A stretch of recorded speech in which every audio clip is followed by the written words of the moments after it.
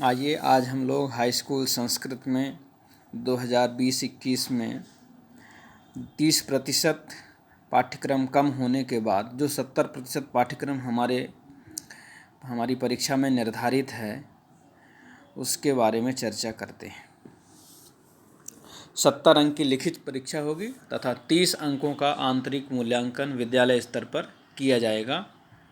संपूर्ण पाठ्यक्रम के आधार पर प्रश्न पत्र में वस्तुनिष्ठ प्रश्नों का भी उल्लेख होगा तथा उसके उत्तर के रूप में 3 या 4 उत्तर प्रश्न पत्र में अंकित होंगे।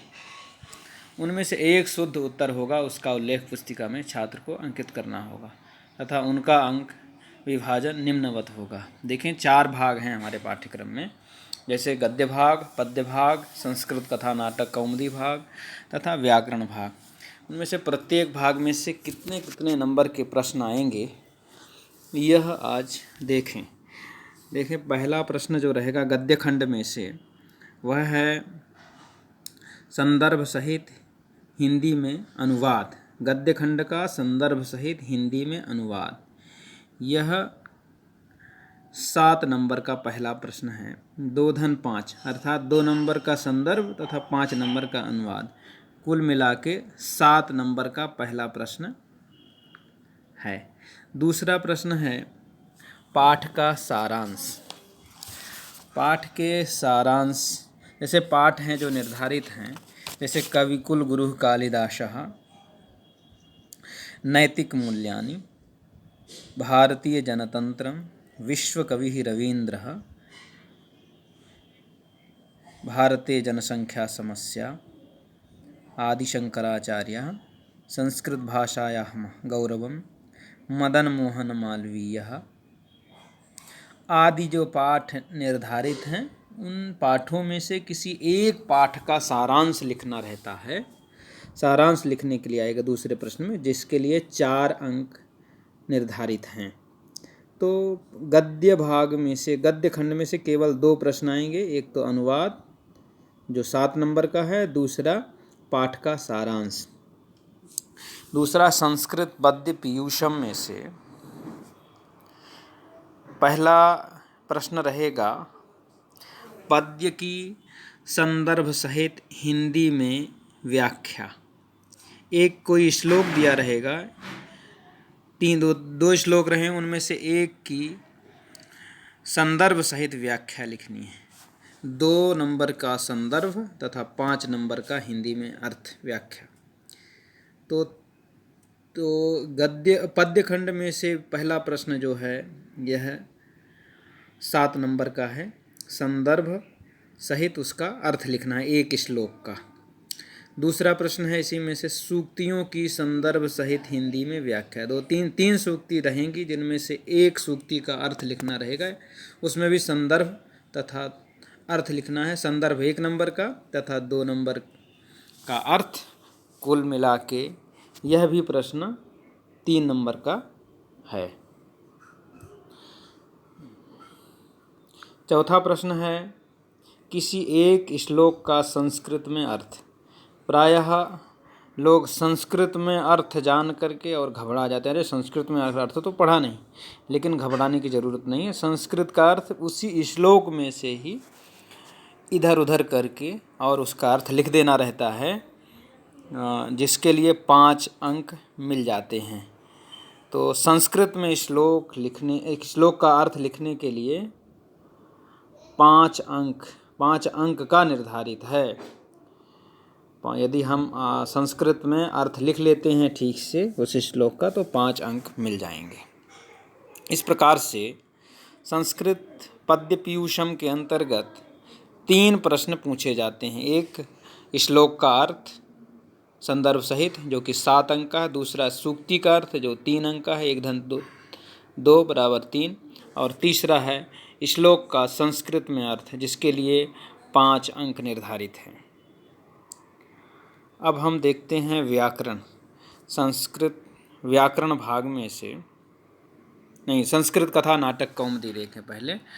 इसमें से पहला प्रश्न है किसी एक पात्र का चरित्र चित्रण, जैसे कि सुमेधा का चरित्र चित्रण, जीमूत वाहन का चरित्र चित्रण, रंभा का चरित्र चित्रण इत्यादि। ये तो प्रमुख हैं। बाकी भी जो पाठ निर्धारित हैं उनमें से उनके पात्रों का किसी का भी चरित्र चित्रण पूछा जा सकता है, जो कि 4 अंक का निर्धारित है। लघु उत्तरीय प्रश्न। संस्कृत में प्रश्नों के उत्तर 2 प्रश्न रहेंगे उत्तर लिखने के लिए, जो कि 4 अंक का रहेगा, और एक प्रश्न बहुविकल्पी रहेगा जो 1 नंबर का रहेगा। कुल मिला के इसके लिए 5 अंक निर्धारित हैं। लघु उत्तरीय प्रश्नों के लिए 5 अंक निर्धारित हैं। उनमें से 2 प्रश्न लिखित रहेंगे और एक प्रश्न जो 1 नंबर का है वह बहुविकल्पी प्रश्न रहेगा। ऑप्शन रहेंगे, उनमें से उत्तर लिखना रहेगा। तो इसमें केवल 9 नंबर का पूछा जाएगा। 9 अंक निर्धारित हैं इसके लिए। संस्कृत कथा नाटक कौमुदी भाग के लिए 4 नंबर का चरित्र चित्रण तथा 5 नंबर का संस्कृत में प्रश्न उत्तर। चौथा है व्याकरण का, जो कि पाठ्यक्रम का 50% भाग है। देखें ध्यान से।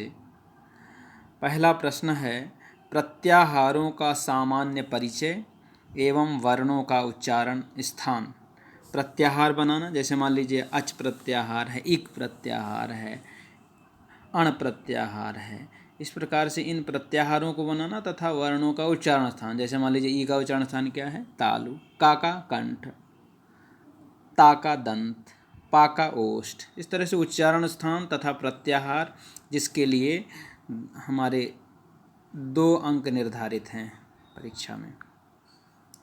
तीसरा प्रश्न रहेगा संधि के संबंध में।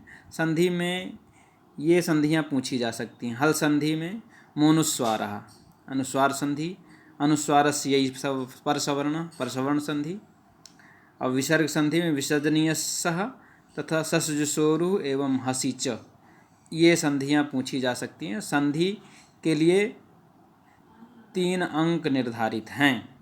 संधि से केवल 3 अंक के प्रश्न आएंगे।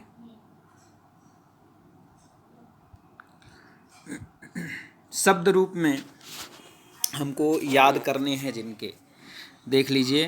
पुल्लिंग में आपको पितृ शब्द का याद करना है, गो का तथा राजन का। यदि इतने 3 रूप याद कर लेंगे पुल्लिंग में, केवल इतने से काम चल जाएगा। उसी तरह से स्त्रीलिंग में नदी शब्द, धेनु तथा वधु, ये 3 शब्द के शब्द रूप स्त्रीलिंग में याद कर लें। और नपुंसक लिंग में वारी, मनस, किम तथा यत, ये नपुंसक लिंग में रूप याद। इस प्रकार इतने रूप याद कर लेने पर आपके शब्द रूप के 2 अंक जो निर्धारित हैं वो प्राप्त हो जाएंगे। यदि आप इतने शब्द रूप याद कर लेते हैं तो शब्द रूप के लिए 2 अंक निर्धारित हैं। धातु रूप देखें।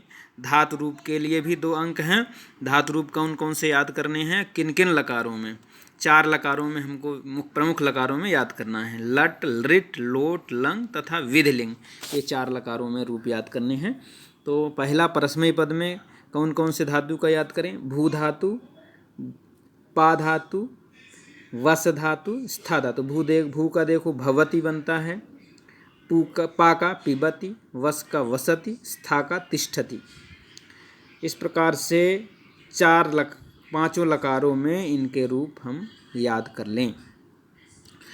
दूसरा आत्मनेपद में केवल 2 धातु याद करें, वृद्ध धातु तथा जन धातु।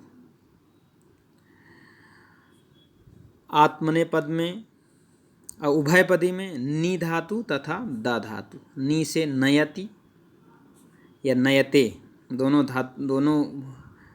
पद में चलता है आत्मनेपद में और तथा परस्मैपद में। दा से दा का जैसे ददाति या दत्ते। तो इस प्रकार हम धातु रूप भी 2 नंबर के लिए निर्धारित है। आप इतनी धातु को रूप याद कर लेंगे तो आप पूरे नंबर ले सकते हैं। समासों के विग्रह सहित उदाहरण, जैसे समास के लिए 2 अंक निर्धारित हैं। 2 नंबर का समास पूछा जाता है। तो समास में कौन कौन समास हमको पढ़ना है? अव्ययी भाव, द्विगु तथा बहुब्रीहि। अव्ययी भाव में पहला पद अव्यय होता है और द्विगु में पहला पद संख्या होता है तथा बहुब्रीहि में तीसरे अर्थ का प्रधानता होती है। जैसे चंद्रशेखरः, चंद्र है शिखर में जिसके, ऐसे शिव। पीताम्बरः, पीतम अम्बरम यशसः, पीला है कपड़ा जिसका, ऐसे भगवान विष्णु। इस प्रकार 3 समास हमको पढ़ने हैं जिसके लिए आपको 2 अंक मिलेंगे। कारक, कारक में देखें विभक्तियां जो है निम्न सूत्रों के आधार पर कारक विभक्ति ज्ञान एवं प्रयोग। पहला कर्तुरीप्सित तमम कर्म, कर्मणि द्वितीया, माने द्वितीय विभक्ति पूछा जाएगा। साधक तरण तमम करणम, कर्तृकरणयोः तृतीया अर्थात तृतीय विभक्ति पूछ सकते हैं। चतुर्थी, पंचमी और अधिकरण, ये विभक्तियां पूछी जाएंगी। प्रत्यय में प्रायः कई प्रत्यय निकाल दिए गए हैं पाठ्यक्रम से, लेकिन जो हमारे पाठ्यक्रम में निर्धारित हैं देखें। एक तो ये जो अभी आपने देखा विभक्तियों के लिए 2 अंक मिलेंगे कारक के लिए। उनमें से जैसे वाक्य भी आ जाता है, वाक्य को शुद्ध करना, गलत लिखा रहता है, उसमें से कौन विभक्ति उचित होगी ये आपको लिखना रहेगा। विभक्ति पहचानना कौन सी विभक्ति है। और देखें प्रत्यय ज्ञान, प्रत्यय में पहला प्रत्यय है क्ता। भूतकाल के अर्थ में क्ता प्रत्यय होता है। जैसे पठितः, पठिता, पठितम, तीनों लिंग में इसका रूप चलते हैं। त्वा, जैसे जा करके, गत्वा माने जा करके अर्थ में इसका प्रयोग होता। त्वा का भी और ल्यप का। पठित्वा, गत्वा, खादित्वा, जहाँ त्वा दिखे समझ जाइए इसमें त्वा प्रत्यय है। ल्यप, जहाँ जिस धातु में पहले उपसर्ग रहता है ऐसे धातु पर ल्यप प्रत्यय, त्वा की जगह ल्यप हो जाता है। जैसे मान लीजिए हस धातु है, वी उपसर्ग है पहले, तो विहस ल्यप हो जाएगा विहस्य। तुमुन प्रत्यय का प्रयोग चाहिए के लिए के अर्थ में होता है। जैसे पठितुम, पढ़ने के लिए, गंतुम, जाने के लिए। और टा प्रत्यय स्त्री प्रत्यय बनाने के लिए किया जाता है। जैसे बालक का बालिका, लेखक का लेखिका, शिक्षक का शिक्षिका। और अनियर प्रत्यय चाहिए अर्थ में होता है। जैसे पठनीयम, पढ़ना चाहिए, लेखनीयम, लिखना चाहिए, गमनीयम, जाना चाहिए। इस प्रकार से प्रत्यय जो है 2 अंक के लिए निर्धारित हैं। वाच्य परिवर्तन, कर्तृवाच्य से कर्मवाच्य में बदलना आना चाहिए। उसके लिए हमारे पाठ्यक्रम में 2 अंक निर्धारित हैं। जैसे बालकः पुस्तकं पठति, तो कर्ता में तृतीय विभक्ति हो जाती है, बालकेन पुस्तकं पठ्यते, आपको पढ़ाया गया है। तो वाच्य परिवर्तन के लिए 2 अंक निर्धारित हैं। अगला है हिंदी अनुच्छेद का संस्कृत में अनुवाद। संस्कृत में अनुवाद लिखने रहेंगे जिसके लिए 6 अंक निर्धारित हैं। 4 आपको अनुवाद लिखने रहेंगे और जिसके लिए 6 अंक निर्धारित हैं, अर्थात 1.5 नंबर का एक अनुवाद, एक वाक्य का अनुवाद होता है। अगला है निबंध। निबंध 8 अंक का है। 8 वाक्य में आपको लिखना है, कम से कम 8 वाक्य में लिखेंगे जिसके लिए आपको 8 अंक मिलेंगे। जैसे निबंध कौन कौन से आ सकते हैं देखिए, जैसे जनसंख्या है, पर्यावरण है, स्वास्थ्य शिक्षा एवं यातायात के नियम, जानकारी, प्रश्न निबंध के रूप में पूछे जाएंगे। और संस्कृत शब्दों का वाक्यों में प्रयोग, जैसे गच्छामि है शब्द दिया है तो आपको अहम गच्छामि पूरा वाक्य में प्रयोग करना, जिसके लिए 4 अंक निर्धारित हैं। और आपको निबंध के लिए 8 अंक निर्धारित हैं। एक वाक्य के लिए 1 अंक है, अर्थात 8 वाक्य में लिखना है तो 8 अंक मिलेंगे आपको। और देखें जैसे पाठ्य पुस्तक में जो हटाने के बाद गद्य भाग में से और पद्य भाग में से तथा व्याकरण में कौन कौन शेष बचे हैं वो आप देख लें ध्यान से। जैसे पाठ्य पुस्तक है हमारे लिए निर्धारित है, ये आपके लोगों के पास है, माध्यमिक शिक्षा परिषद द्वारा निर्धारित पाठ्य पुस्तक है। और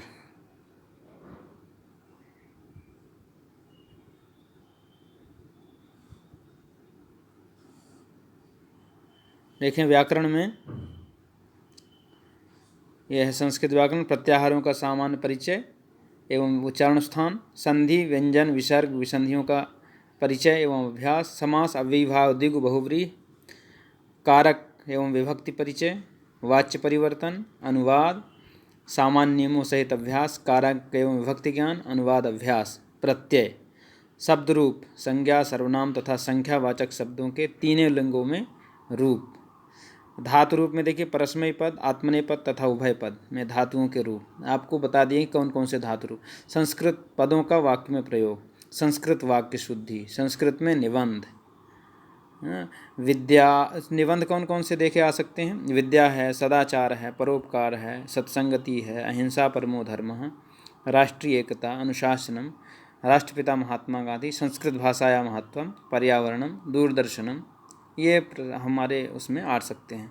गद्य भारती के संस्कृत गद्य भारती में जो निर्धारित पाठ हैं वो ये हैं, कविकुल गुरु कालिदासः, नैतिक मूल्यानि, विश्वकवि रवीन्द्रः, आदिशंकराचार्य, संस्कृत भाषायाः गौरवं, मदन मोहन मालवीयः, लोकमान्यः तिलकः, गुरु नानक देवः, दीनबंधु, ज्योतिबा फुले। वैसे तो 15 पाठ थे, उनमें से केवल 9 ही बचे हैं, 9 आएंगे परीक्षा में। संस्कृत पद्य पीयूषम में